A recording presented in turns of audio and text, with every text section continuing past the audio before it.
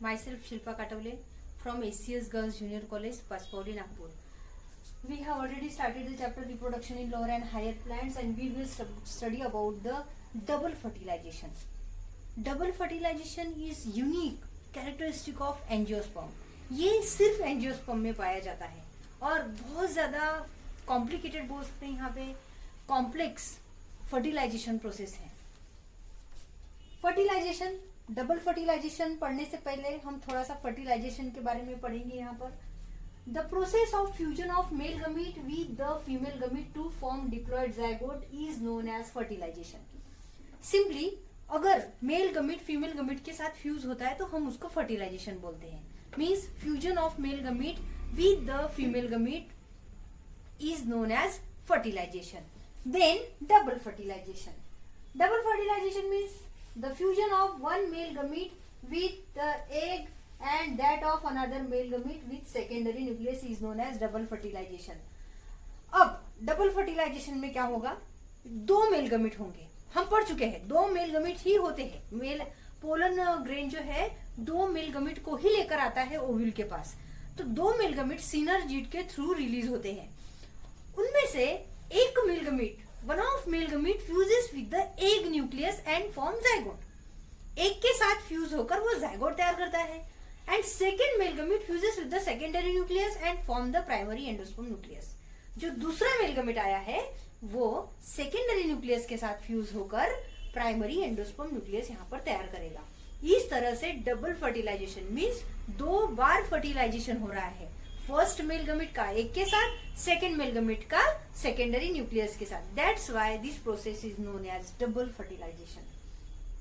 Double fertilization is complex and unique fertilization mechanism in flowering plants.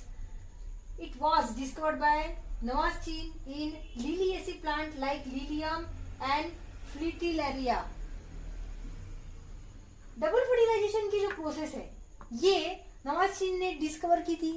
Liliaceae नाम की एक family होती है, प्लांट फैमिली होती है. सोलानेसी, लिलिएसी, पेपिलियोनेसी, इस तरह से फैमिलीज होती है. तो इस फैमिली के लिलियम एंड फ्रिटिलरिया प्लांट में सबसे पहले डबल फर्टिलाइजेशन की प्रोसेस नवाची ने डिस्कवर की थी.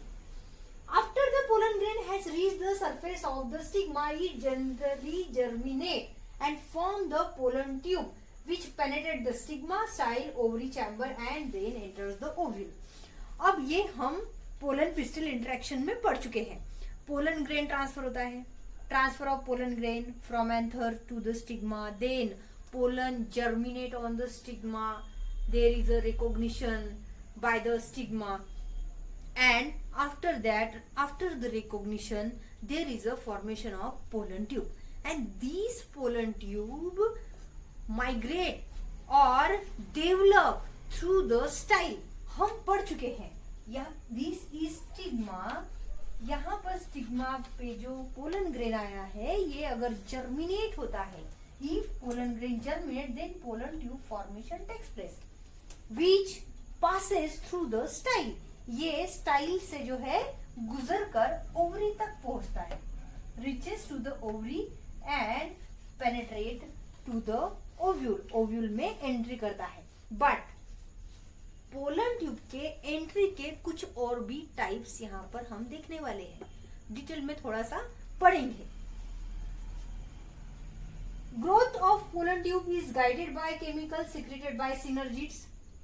ये भी हम इसके पहले एक बार पढ़ चुके हैं कि जब पोलन ट्यूब सिनर्जिड के पास आता है तो सिनर्जिड एक प्रकार का केमिकल डेवलप करता है, फिलीफॉर्म एपरेटस तैयार करता है.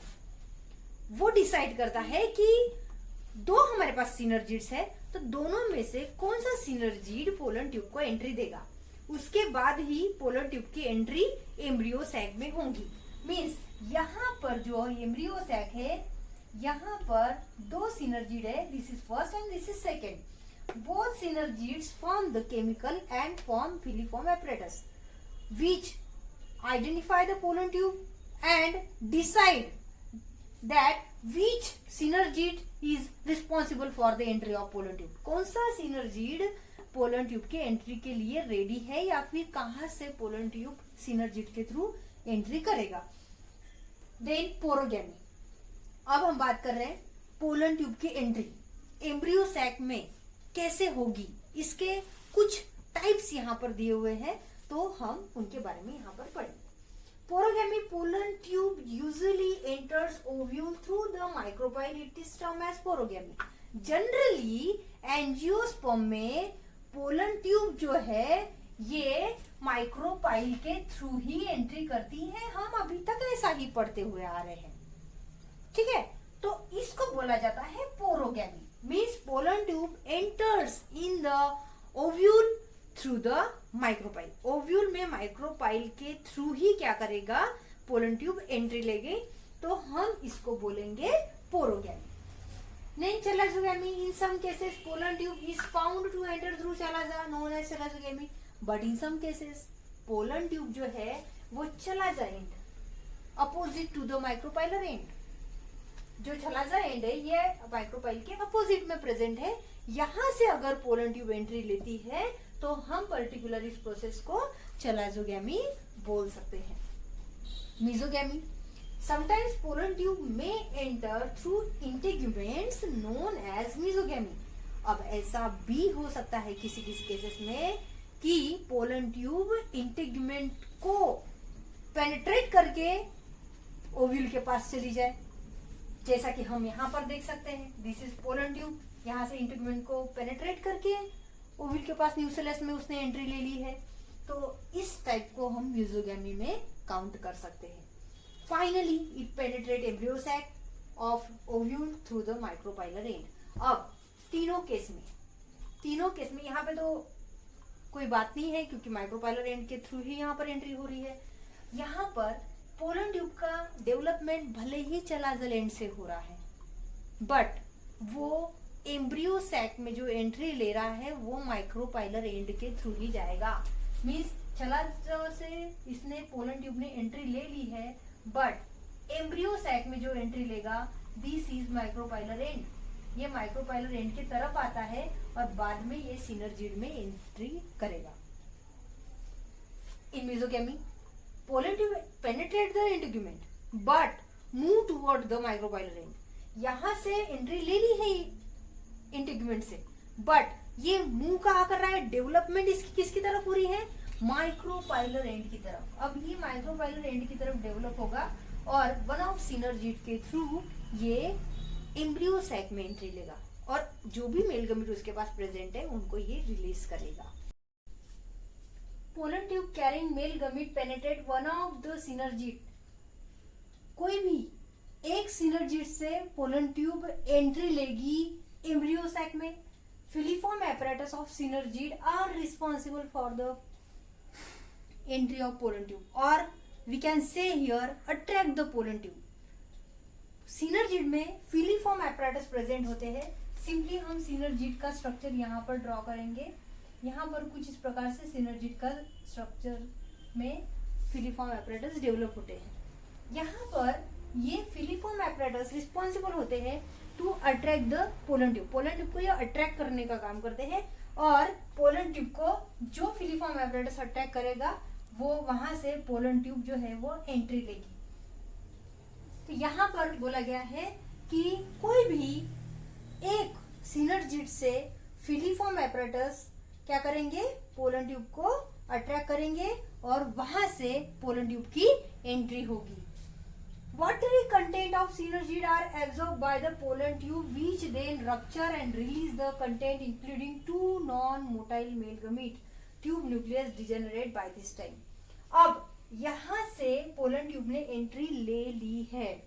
अब यहाँ से ये सिनर्जिड जो है यहाँ से ये पूरा रप्चर हो जाएगा, मीन्स बर्स्ट होगा सिंपल लैंग्वेज में, और यहाँ से ये पोलन ट्यूब जो है ये पूरा यहाँ से एंटर करेगा। अब हमारे पास दो मेल गमीट तो हमारे पास थे ही, उसके अलावा हमारे पास एक ट्यूब न्यूक्लियस भी था।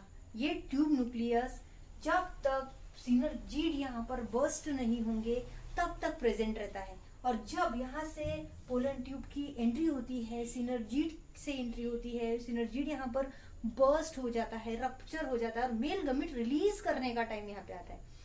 उस टाइम पे ट्यूब न्यूक्लियस जो है ये डिजेनरेट हो जाता है और यहाँ पर दो मेल गमीट जो है वो रिलीज हो जाएंगे। Then siphonogamy, as non motile male gamete are carried through hollow pollen tube is known as siphonogamy. अब यहां पर सिंपली हम बोलेंगे these pollen tube deposited on the stigma form pollen tube and carry the male gamete up to the ovule. This process is known as siphonogamy.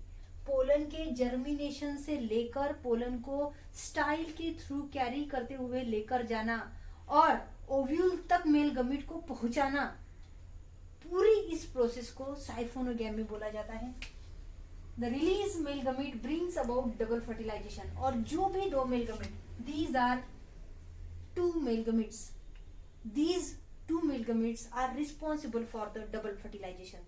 यही male gamete double fertilization के लिए responsible होंगे। Now double fertilisation हम यहाँ पर बोल रहे हैं, ऑब्वियसली फर्स्ट फर्टिलाइजेशन होगा, सेकेंड फर्टिलाइजेशन भी होगा, उनको कुछ अलग नाम भी दिए हुए हैं, तो हम उनके बारे में पढ़ेंगे यहाँ पर। Syngamy means first fertilization. One of male gamete fuses with the egg or oosphere to form diploid zygote or oospore. This is called as syngamy or first fertilization. Means अब ये दो में से कोई भी एक मेल गमीट जो भी जल्दी से जल्दी एग के कांटेक्ट में आएगा, जैसे यहाँ पर दो मेल गमीट में से एक मेल गमीट जो है एग के कांटेक्ट में आ चुका है, तो ये इसके साथ फर्टिलाइज होके बनाएगा जाइगोट। सिंपल आपको याद रखना है कि कोई भी मेल गमीट हो सकता है। अगर एग न्यूक्लियस के साथ यहाँ पर फ्यूज होता है तो हम यहाँ पर उस प्रोसेस को सिंगैमी बोलते हैं, और फ्यूजन होने के बाद जो फॉर्मेशन होगा, जो सेल का फॉर्मेशन होगा, that cell fusion of the two nuclei means egg and male gamete form the zygote। यहाँ पर एग न्यूक्लियस और मेल गमीट दोनों फ्यूज होके उन्होंने क्या तैयार किया है, जाइगोट तैयार। जो सेल तैयार होगा उसको हम जाइगोट बोलेंगे। नेक्स्ट ट्रिपल फ्यूजन और सेकेंड फर्टिलाइजेशन। फर्स्ट फर्टिलाइजेशन तो हो गया, एक मेल गमीट तो यहाँ पर फ्यूज हो गया, अब दूसरा मेल गमीट फ्यूज होने की बारी है। The other male gamete fuses with the diploid secondary nucleus to form the triploid primary endosperm nucleus, that is PEN, means primary endosperm nucleus, PEN बोला जाता है। This is called triple fusion since each of polar nuclear is similar to sister nucleus of the egg, it is known as secondary fertilization और second fertilization बोल सकते हैं हम यहाँ पे। सिंपली अब हम यहाँ पर एक न्यूक्लियस के बारे में पढ़ चुके हैं। एक न्यूक्लियस जो है वो एग के साथ फ्यूज होकर उसने जाइगोट बना दिया। अब बाकी है हमारा सेकेंड वाला मेल गमीट। एक सेकेंड मेल गमीट जो है अभी भी बाकी है। तो ये मेल गमीट क्या करता है, यहाँ पर पोलर न्यूक्लियाई प्रेजेंट है, इनके साथ जाके वो मेल गमीट फ्यूज हो जाता है। तो हम ऑलरेडी दो न्यूक्लियाई यहाँ पर फ्यूज है, थर्ड वाला भी आके फ्यूज हो गया है, तो हम इसको बोलेंगे ट्रिपल फ्यूजन। इस प्रोसेस को जो है हम ट्रिपल फ्यूजन बोलेंगे। Now these secondary nuclei are sister cells of the egg, egg के सिस्टर सेल्स बोले जाते हैं, इसलिए इस फर्टिलाइजेशन को सेकेंड फर्टिलाइजेशन भी यहाँ पर बोला जाता है। Syngamy is a type of generative fertilization whereas triple fusion is a type of vegetative fertilization. क्यों? क्योंकि यहाँ पर जो सिंगैमी की प्रोसेस है, जो फर्स्ट फर्टिलाइजेशन को हम काउंट कर रहे हैं, यहाँ से जाइगोट तैयार हो रहा है, और ट्रिप्लॉइड न्यूक्लियस जो यहाँ पर तैयार हुआ है, ट्रिप्लॉइड एंडोस्पर्म यहाँ पर तैयार होगा by the process of triple fusion. Triple fusion होने के बाद यहाँ पर ट्रिप्लॉइड एंडोस्पर्म न्यूक्लियस होगा, that is the vegetative part, वो वेजिटेटिव पार्ट होगा। इसलिए यहाँ पे सिंगैमी को डबल जनरेटिव फर्टिलाइजेशन बोला गया है और ट्रिपल फ्यूजन को वेजिटेटिव फर्टिलाइजेशन बोला गया है।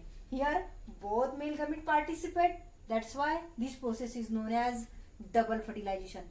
दोनों मेल गमीट यूज हुए हैं इस प्रोसेस में, इस फर्टिलाइजेशन में दोनों मेल गमीट यूज हुए हैं, इसलिए हम इस प्रोसेस को डबल फर्टिलाइजेशन बोलेंगे। Now significance of double fertilization. It is unique feature of angiosperm that ensures the parent plant invests a seed with food store only if egg is fertilized। ये double fertilisation unique characteristic है angiosperm का। इसमें seed जो है तैयार होती है after the fertilisation, fertilisation के बाद सीड तैयार होती है, और सीड जो है जर्मिनेशन होने के लिए यहाँ पर रेडी रहती है। सीड ही रिस्पॉन्सिबल है एक न्यू प्लांट तैयार करने के लिए। The diploid zygote develop into an embryo, जो जाइगोट तैयार हो रहा है first male gamete when fertilized with the egg then zygote is formed. We have studied, हम ये पढ़ चुके हैं कि पहला मेल गमीट जो था वो एग के साथ फर्टिलाइज होकर उसने जाइगोट बनाया था। तो ये जाइगोट का डेवलपमेंट जो है ये एम्ब्रियो में होगा।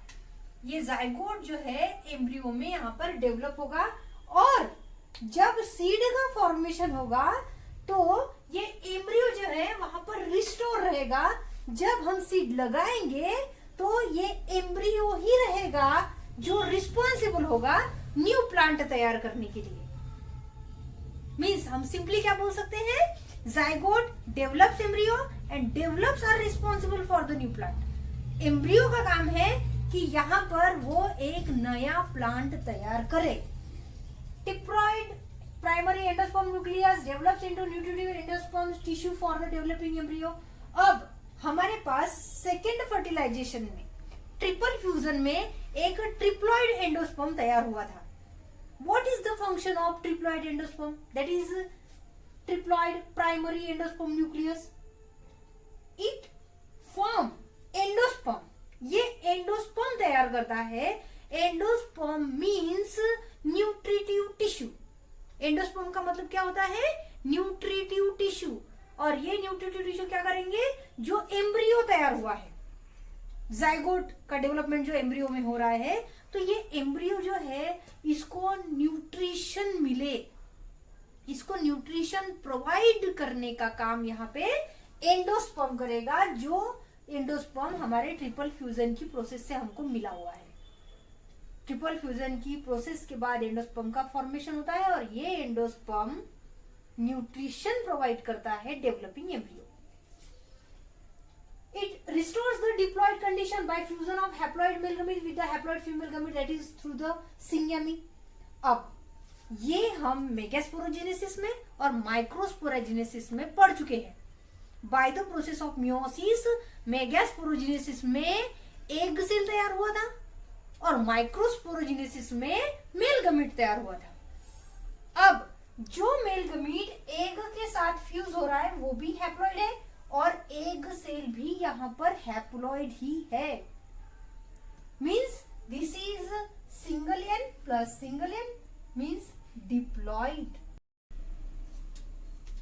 Male gamete is haploid and female gamete is also haploid, and single n becomes 2n, और यहाँ पर जो जाइगोट तैयार होता है वो बन जाता है डिप्लॉइड। मतलब यहाँ पर सिंपल कंडीशन में क्या बोल रहे हैं कि जो सिंगैमी की प्रोसेस की वजह से जो जाइगोट हमको मिला, जो एम्ब्रियो फॉर्म होने वाला है वो डिप्लॉइड ही रहेगा। It also helps to avoid polyembryony and increases the chances of survival of future plant. यहाँ पर एम्ब्रियो एक ही तैयार हो रहा है, और यहाँ पर एम्ब्रियो एक ही तैयार होना चाहिए। अगर ओव्यूल एक है तो यहाँ पर पॉली एम्ब्रियोनी के चांसेस जो है यहाँ पर कम हो जाते हैं, अवॉइड हो जाते हैं। एक मेल गमीट एक ओव्यूल में एक ही जाइगोट तैयार करेगा, ऐसी यहाँ पर कंडीशन रहेगी, और इसकी वजह से जो भी फ्यूचर प्लांट है उसके सर्वाइवल के चांसेस भी बहुत ज्यादा बढ़ जाते हैं। As the development of embryo and endosperm takes place to each other, proper nutrition of embryo is ensured. अब यहाँ पे एम्ब्रियो का डेवलपमेंट हो रहा है, तो एम्ब्रियो के लिए न्यूट्रिशनल मटेरियल चाहिए, उसके डेवलपमेंट के लिए उसको न्यूट्रिटिव टिश्यूज की जरूरत पड़ेगी। तो यहाँ पे एंडोस्पर्म जो तैयार हो रहा है ये प्रॉपर एम्ब्रियो को नरिशमेंट प्रोवाइड करने का काम करता है। Development of endosperm and embryo takes place simultaneously, therefore unnecessary wastage of endosperm is avoided. अब यहाँ पर एम्ब्रियो का डेवलपमेंट और एंडोस्पर्म का डेवलपमेंट दोनों एक साथ हो रहे हैं, इसकी वजह से एंडोस्पर्म का वेस्टेज भी नहीं होगा। जो न्यूट्रिटिव मटेरियल प्रेजेंट है, जो न्यूट्रिशनल मटेरियल प्रेजेंट है, ये मटेरियल वेस्ट नहीं होंगे। ये एम्ब्रियो को जितने अमाउंट में चाहिए उतने अमाउंट में अवेलेबल होंगे। Triploid endosperm gives a better nutrition to the developing embryo, therefore seeds are more viable in angiosperm. अब जो ट्रिप्लॉइड एंडोस्पर्म जो तैयार हुआ है, अगर ये एम्ब्रियो को प्रॉपर अमाउंट में न्यूट्रिशनल प्रोवाइड करता है तो जो सीड हमको मिलेगी ये बहुत ज्यादा वायबल होगी।